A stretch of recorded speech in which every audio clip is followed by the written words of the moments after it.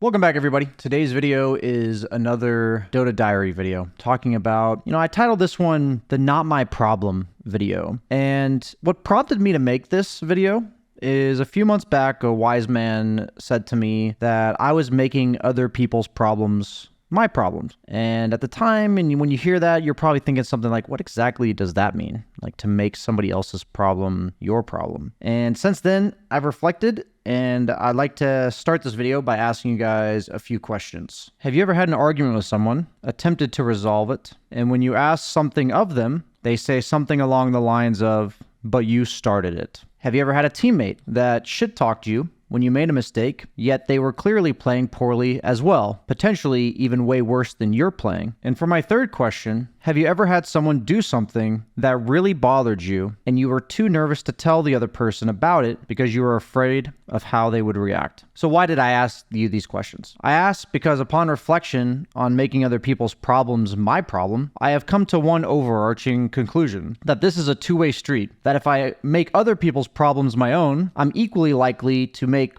my own problems somebody else's problem. So what exactly does that mean for me? That I don't have an accurate understanding of exactly what is my problem. So I think some clarification is needed. A lot of you are probably thinking like, okay, Brian BSJ, you've said my problem. Like, what do you freaking mean? So what do I mean by my problem? In this context, I'm using the phrase as to indicate things that I can do something about. Things that contribute to an issue or a confrontation that I can adjust or fix moving forward. So an example of not my problem would be a teammate that is intentionally griefing the game of Dota because he's mad that he lost his lane. While this has created a problem for me, which is losing the game, there isn't actually anything I can do to stop him. And since I wasn't laning with him, there was nothing I did that contributed to his tilt. A similar example would be a teammate that's breaking his items after I flamed him and argued with him over something trivial. So while the problem of losing the game is the same, in this case, I did something that made it more likely that this person would break their items and ruin the game of Dota that I'm playing. So my problem is my communication and my role as a teammate and how it played into me having a game of Dota ruined. So I know what a lot of you are probably thinking. Isn't it my teammate's fault for being a man-child, breaking his items over one thing that I said in an angry tone? And we're going to use this as a segue back to the first question I asked you at the start of this video. Have you ever had an argument with someone when you're trying to resolve it and they say something along the lines of, but you started it? In this case, it'd be the equivalent of you saying, but he griefed my game, and the griefer saying that you flamed him, so he broke his items. What's effectively happening here? The priority of both parties is to assign blame for the situation rather than sorting out any sort of solution. Assigning blame does nothing more than alleviate you of the responsibility, a sort of instant gratification that pins it on the other party to do something about their problem. Both people are effectively saying that this is not my problem. The second blame is assigned, really, as you can see, any accountability is lost. This is the sort of mentality that I believe leads to the lack of awareness of contributions to problems that we're facing. If we did something that potentially catalyzed this tilting process for a teammate and you blame him, what is stopping a similar situation from happening in the future, again, with a different, fragile teammate? Ideally, wouldn't you want to do anything you can within reason to have your teammates keep their items in their inventory? Too often we focus on the confrontation as the problem, which is something we often can't solve in the moment, which means we feel powerless. It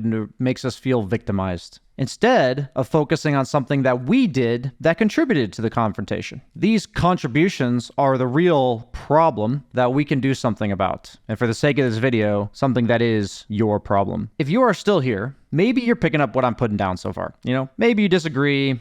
Maybe you've gotten a bit defensive. Maybe you've got like that gut reaction of like, is BSJ calling me out right now? That's something I've done. And maybe you think, okay, BSJ, preaching to the choir, but there's actually nothing I can do about these toxic shitters in my games. For all of you, no matter which one of those fits you, I take us back to the second question that I asked at the start of this video. Have you ever had a teammate that shit-talked you when you made a mistake, yet they were clearly playing poorly as well, potentially playing way worse than you? So I now ask you a follow-up question to that question. question. What do you think is generally going through the mind of the person that says that to you? Like, what is the process that leads to them saying that to you and flaming you despite the fact that they're playing atrociously? Could it be, hear me out, that he sees you messing up, assigns you the blame for losing his game of Dota 2, and then proceeds to not take accountability for his own actions? What has led him to this lack of self-awareness? For me, it was the immediate instinct to assign blame whenever something went wrong. Ask if I think it was my fault at the start, even if I'm blaming myself, which could be like overly negative, or blaming somebody else. So I challenge you guys first and foremost today to think about how often you do this. How often do you instinctually assign blame whenever something in your life goes wrong? How often are you unable to solve the problem because you are too prideful to admit that you could have done anything better, despite the fact that this other person wronged you? Because at the end of the day, they did. That was me for some time. We are all the main character of our own story, and we instinctively make things about us, and we tend to take them personally when we do that. Striving for awareness that this is the case, and that by blaming others for issues that we face leads to us facing the same issues over and over again, because in all these examples, the common factor is you. I now no longer care if something is my fault. I just don't want to repeat the same cycle and run into the same problems over and over again. I want to do something on my end, if there is anything that I can do to solve it and prevent it. Any chance you might feel the same sentiment? So during this video, I've touched on some Stoicism when I mentioned considering whether or not we can do something about any given problem. What agency do we have in this unideal situation? One key point in Stoicism is knowing that we cannot control what happens to us, but we can only control how we react. So, extrapolating on some earlier points, my reaction to a negative stimuli will always be my problem, something that I can solve. And if something bothers me, it is my problem to address the thing or the person that is bothering me in a constructive and as level-headed manner as possible. This brings me back to the third and final question that I asked you at the start of this video. Have you ever had someone do something that really bothered you and you were too nervous to tell the other person about it because you were afraid of how they would react? This exact case is one of the #1 causes of anxiety for me. You know, something we touched on my previous Dota Diary video about anxiety and stress. And I'm sure it's that way for many of you. Worrying about if you tell somebody something that it will hurt them and that they don't want to be your friend anymore, or they'll be mad, or they won't do something for you anymore, or they won't play Dota with you anymore, or any of the other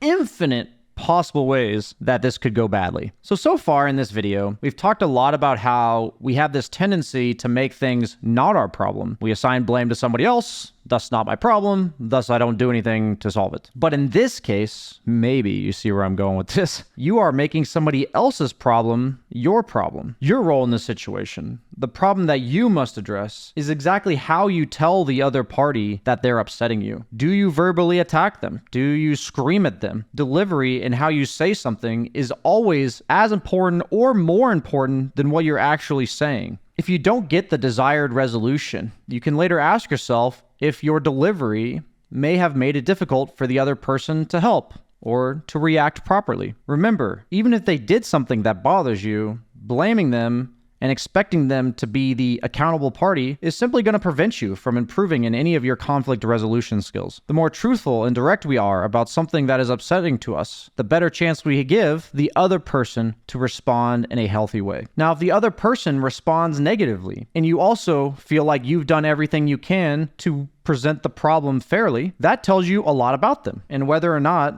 they're a person worth keeping in your life. In my experience, my lifelong friends and people that I can trust will apologize, hear me out, and do their best to console me in the moment while also demonstrating the desire to do their best moving forward. These are things that I would hope I would do for them in any circumstance if the situation were reversed. So for this video, we delved into what it means for something to exactly be your problem and whether or not you're on the side of somebody who tends to make other problems your own or the person who blames other people and doesn't take accountability for their own actions. In my case, I was both. You know, for the first example, where you tend to make other people's problems your own, I have a challenge for you today. I challenge you to think about something or someone that is bothering you. Most of the time, the other person doesn't even know that you're upset. Give them the benefit of the doubt.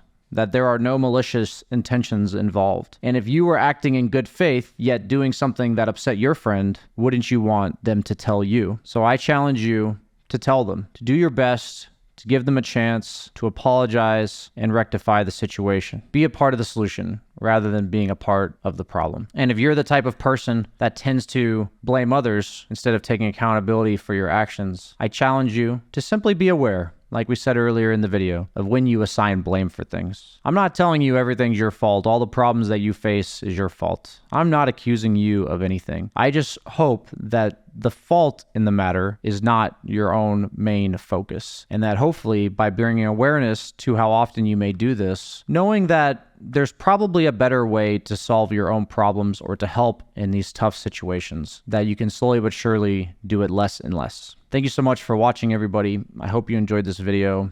Please let me know in the comments section what you guys think, and I'll see you guys next time.